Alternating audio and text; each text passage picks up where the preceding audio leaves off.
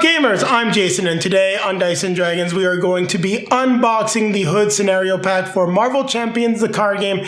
This is published by Fantasy Flight Games and designed by Michael Boggs and Caleb Craith. Now, if you don't know Marvel Champions, it is a 1 to 4 player living card game that is cooperative. You'll be taking on the roles of your favorite Marvel heroes and facing off against Marvel villains, such as the Hood. So this scenario pack will be adding him to the game, as well as a whole slew of different modular sets that represent criminal factions in Marvel's version of New York City. There's going to be a gang war going on, and I've taken a quick peek at the rulebook and some stuff, and it looks pretty cool. So I really want to dive in and go through this with everyone. So let's take a look at what's in the box. Now I'm going to take a look at what's in the box for the Hood Scenario Pack for Marvel Champions, the card game.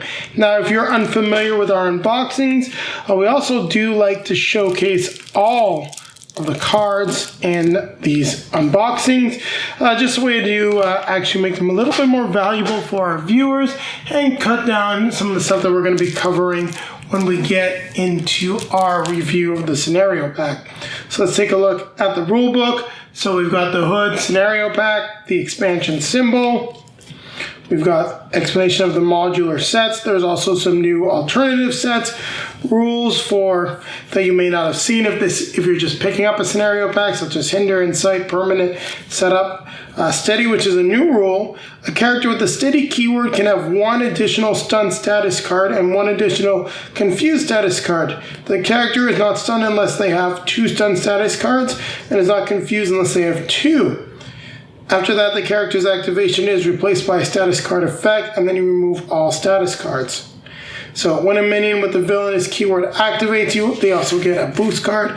We've seen that before. So we've got the shield briefing, just a nice breakdown of the Hood, lists of the modular sets difficulty, and how you'll be setting it up in the game. And then some strategy tips for each of the different modular sets that come with the Hood. So this looks pretty cool. I think we're going to get quite a lot of play out of this expansion. So I haven't removed all of the packaging yet. Just finish it up. We're going to start with, of course, the aforementioned Hood. So level 1 scheme, 1 attack. Foul play with the special ability, discard the top card of the encounter deck. If that card does not belong to the Hood encounter set, deal it to yourself as a face down encounter card. Sorry, I had that a little bit off camera, but fairly nasty ability. So level 2, when revealed, choose 1 set aside modular encounter set at random, then shuffle it into the encounter deck. And then foul play, you'll discard the top 2 cards of the encounter deck, and then deal the first card of the encounter deck. Deal the first card discarded this way that does not belong to the Hood encounter set to yourself as a face down encounter card. So pretty crazy. And then once again, if you have level 3 for expert mode instead, you just have some stronger hit points. Choose 1 and set aside modular encounter deck once again, and then you also have the foul play special ability. Here we have the main scheme, making connections.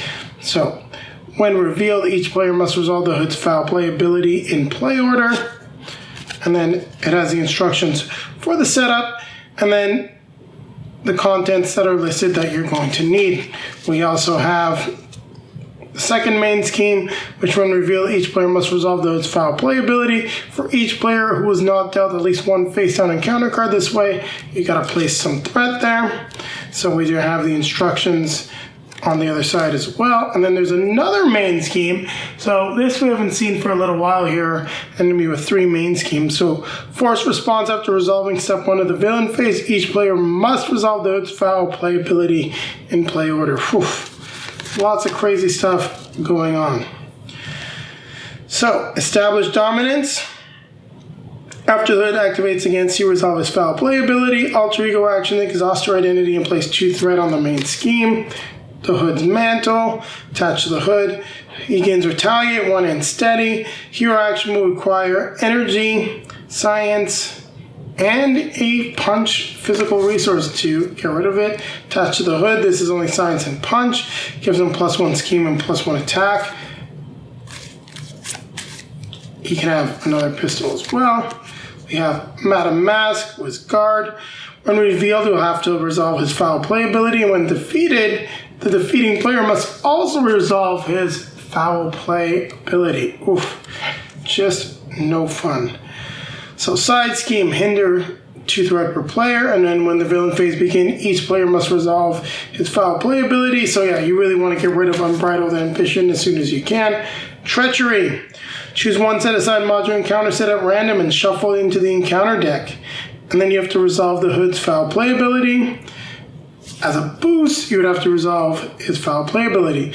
Upper hand, when revealed, the hood schemes, and you must resolve foul play if you're an alter ego.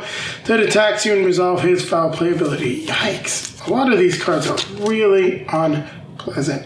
Beast mode. Forced interrupt. When a stunned or confused friendly character would take any amount of damage, increase that amount by 1. So this is for the Beastie Boys encounter set. We've got Griffin from the Masters of Evil. 1 scheme 3 attack. Force response after he attacks and damages a character. You must stun that character. If there is a stunned friendly character in play, you shuffle Griffin into the encounter deck. Now, don't forget, these guys may attack the hood with the foul play, I believe. So I'm going to have to look into that a little bit more to get some details. Mandrill gains retaliate X, where X is equal to the number of confused characters, friendly or enemy, in play. So yeah, it does look like they're going to be fighting each other, which I think is really cool about this scenario. Double Trouble, stun a character you control, confuse a character you control. The Brothers Grimm from the Masters of Evil. When Brothers Grimm activates against you, discard cards from the top of the encounter deck until an attachment is discarded, then you reveal that card. If this is a boost card, after this activation ends, put the Brothers Grimm in play attacking the first player. Now, attached to a Mystic Minion, after the attached enemy activates against you, discard this card. Discard 1 card at random from your hand and deal yourself 1 face down encounter card. That's some nasty stuff with the Brothers Grimm here. Attach to a Mystic Minion if you cannot attach the villain. Force response after the attached enemy activates against you. Discard this card. Take 3 indirect damage and deal yourself 1 face down encounter card. So that's really nasty because that'll affect you even if you are in your alter ego mode. Paralytic Starburst. Attach to a Mystic Minion after the attached enemy activates against you. Discard this card, stun your identity, and you deal yourself a face-down encounter card. And we're just going to have so many of these encounter cards, it's going to be pretty crazy. Attach to a Mystic Minion. After the attached enemy activates against you, discard this card. Choose and discard 1 ally support or upgrade you control, and deal yourself 1 face-down encounter card. So we know, so this is for the Brothers Grimm set, so this is for everything related to them that we're looking at right now. So now we've moved over to Crossfire's crew. Out for blood. When revealed, deal 1 damage to each friendly character with the fewest remaining hit points. If that character is defeated, this will repeat the effect, so that can really take out some allies. The Controller. When Controller's attack will deal any amount of damage to a character, increase that amount by X. The Corruptor. When revealed, exhaust each ally you control. Place 1 threat on the main scheme for each ally exhausted this way. 1 scheme into attack. We've got Crossfire from the Masters of Evil. Quick Strike, 2 scheme, 2 attack. And when Crossfire attacks, he attacks the friendly character with the fewest remaining hit points. That attack gains overkill in range. So he's going to be shooting at friendly characters. So interesting there. Mr. Fear. As an additional cost for the engaged player to ready a hero or ally, the player must spend a science resource. Discard cards from the top of your deck until you discard an ally. Caught in the Crossfire, so as you can see they're fighting each other. Discard cards from the top of the encounter deck until a Crossfire crew minion is discarded. Reveal that minion, take indirect damage equal to the number of those minions in play. So here we've got just some new cards for Expert mode. And then we have the Mr. Hyde cards, and we're back at the start. So we'll take a look at those, and we'll get into the other decks. But I'm probably going to take a quick cut here, just to give myself a break from holding out these cards. So we've got Cruel Intentions. When revealed, deal each player 1 face-down encounter card and give the villain 1 face-down boost card. Deal yourself 1 face-down encounter card if it's a boost. Incite 1 in peril. Discard cards from the top of the encounter deck. Until a side scheme is discarded, reveal that card and place 2 threat on each scheme in play. Well, that's just straight up terrible, but, you know, That's when you're playing on Expert. Seek and Destroy and Sight 1 in Peril. Search the encounter deck and discard pile and set aside area for your Nemesis minion and put into play engage with you. Then you gotta shuffle everything. Slug It Out, Peril, Surge, exhaust your identity, take 2 damage, deal 1 damage to each character you control for a boost effect, and give the villain 1 additional boost card for this activation. That is really no fun. Then here we got Self-Experimentation from the Mr. Hyde. When revealed, search the encounter deck and discard pile for Mr. Hyde and reveal him. When a brute enemy would take any amount of damage, remove that much threat from this scheme instead. So you gotta get rid of the scheme before you can take out the brute. So Calvin Zabo, when revealed, if Mr. Hyde is in play, discard this card. And Mr. Hyde attacks you with +2. When defeated, search the encounter deck and discard pile for Mr. Hyde and put him into play. Engage with a player who was engaged with Calvin Zabo. That's no fun. We gotta fight Mr. Hyde. When revealed, if Calvin Zabo is engaged with a player, discard him. Mr. Hyde engages that player. Give Mr. Hyde a tough status card and deal 1 damage to each hero and ally and play with 10 damage. Oof, that's just brutal. Sorry, 10 health.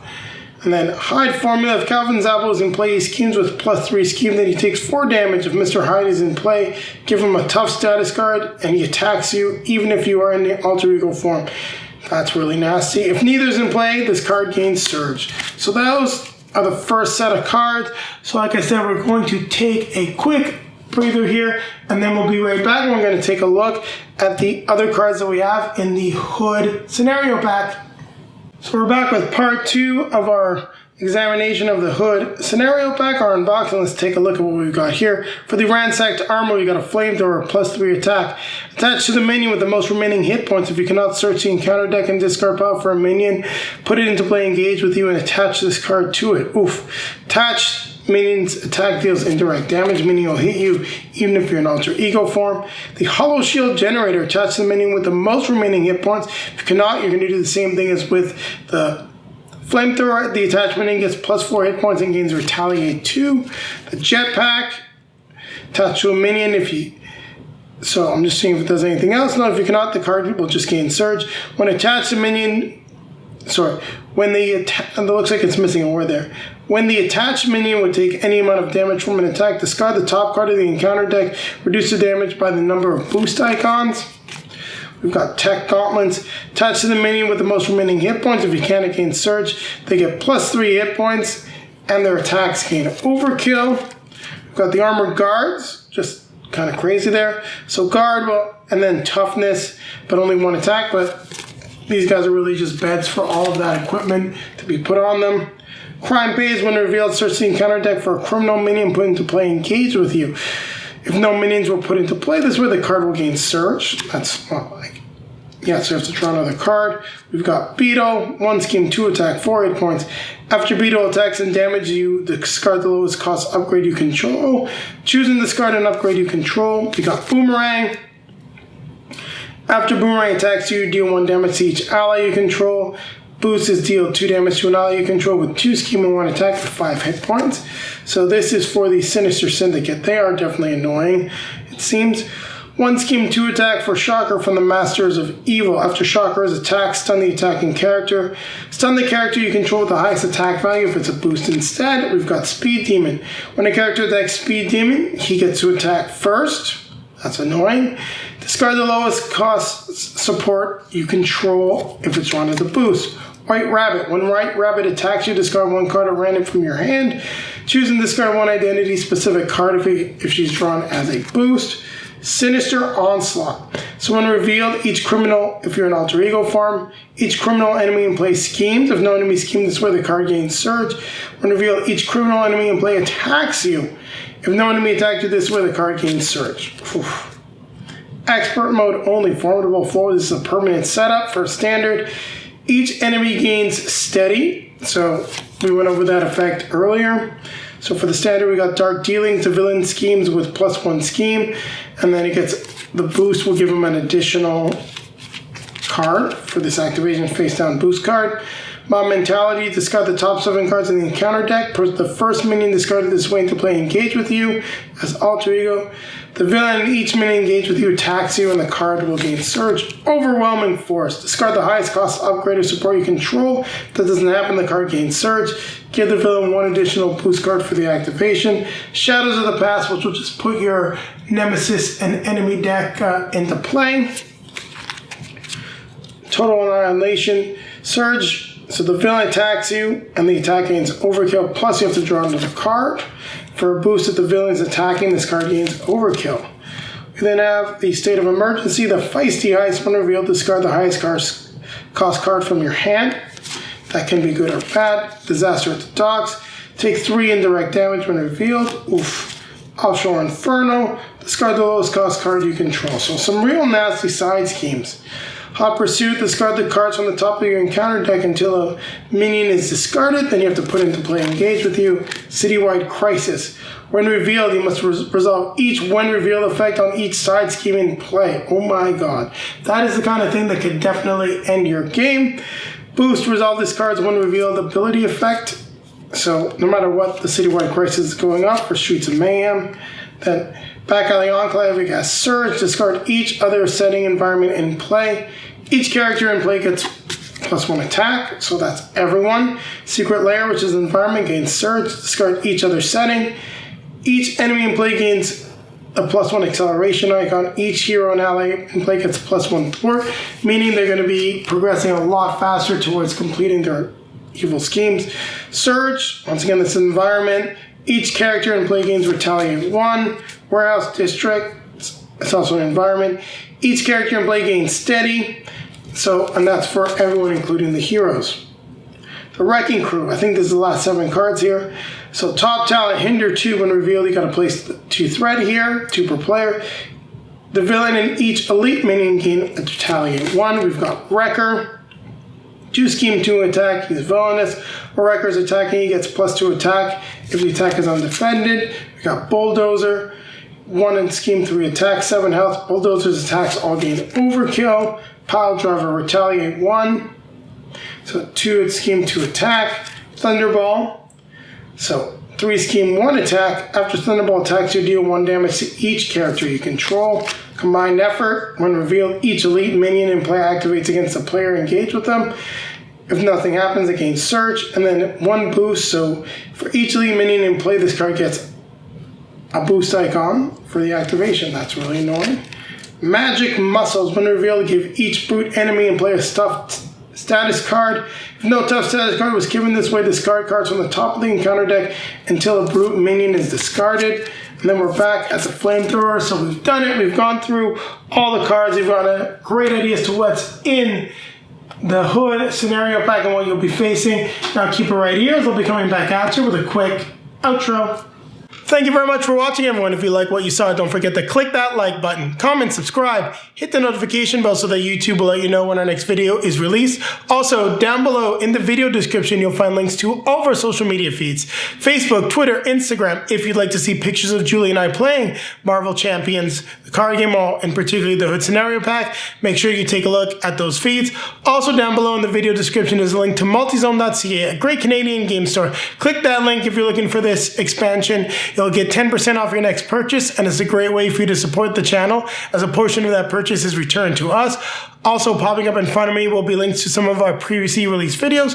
Over here will be our most recent release. Well, over here we'll take you back. This is going a little bit back in time. We'll go to our review of the Kang Scenario Pack for Marvel Champions, the card game. With that being said, don't forget, keep playing games.